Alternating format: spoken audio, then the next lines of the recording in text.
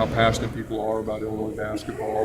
And as we look around the room that we're going to assemble on Thursday night, there are some unbelievable faces there, people who we know care a lot about this program and who have the ability to make a difference. So that hopefully will give us a great start to this effort, and then we'll hustle as we go forward to try and finish whatever gap remains. Are you surprised at how much you think you can be able to do? Like reaching out to people and engaging their interest. Are you surprised by how many projects you've been able to attack so quickly? No, I'm not surprised. I'm grateful to our fans and to our alumni, to our donors for their open-mindedness, for their willingness to step up in significant ways. If we felt like there wasn't momentum right now in the Illini Nation to make some of these improvements, then these would be pretty short conversations. But what we feel is that we have a fan base right now, an alumni base, a donor base that is incredibly energized and excited about the future of this program. We're looking forward to engaging in the conversation and seeking partnership. And really, for us to move this forward the way that we want to, that's what's necessary. We have to find great strategic partners, people who are willing to share in our vision at a high level and make a difference. And so far, we've been able to do that, and we remain very optimistic that those people continue to step forward in very meaningful ways for us. Have you noticed just people that weren't involved, have wanted to get involved, that maybe weren't a part of it or even weren't part of a university? I think so. I think that one of the challenges for us is assembling a strong group of people who can support these kinds of projects. Is a lot like putting together a roster. You need some seniors, you need some juniors, you need some sophomores, you need some freshmen.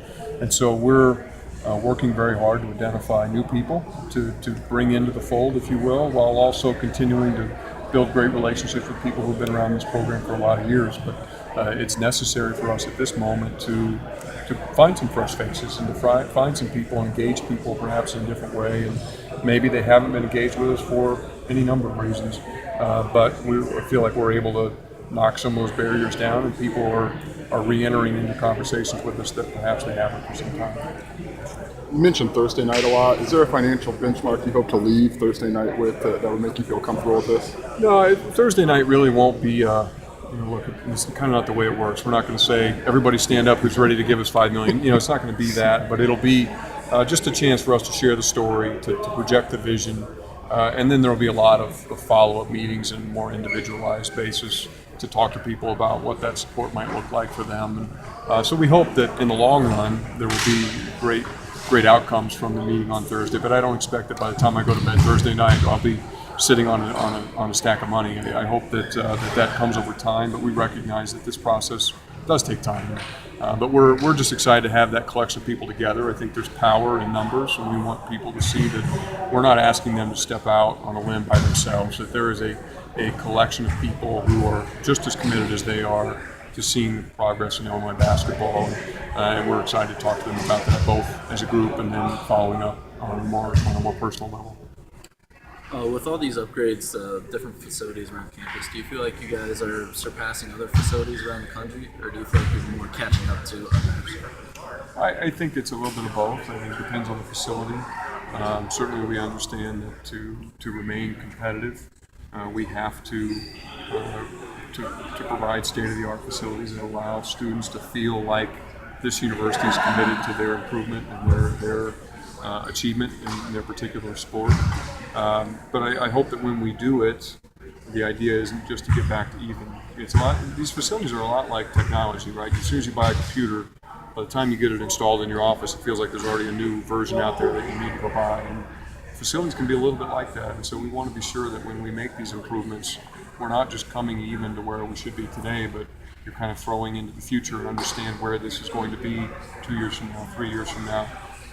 And it's hard because you have to project a little bit. You have to be and it's also the fun part. You have to be creative about some of the amenities that you build in, some of the ways in which the facility can better service our students and our staff.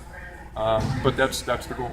With all the facilities that are coming in, how do you sort of balance what you're drawing on from the donor base for certain facilities versus other ones?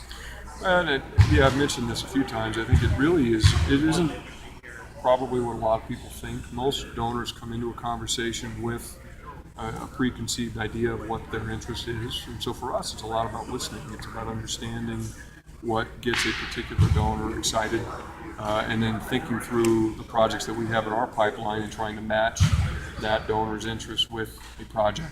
And I'll give you Immersion Park is a great example of that, where Richard and Ann came forward, the Immersion family, and we identified that this was something that would make a lot of sense for them, and they were really excited about it.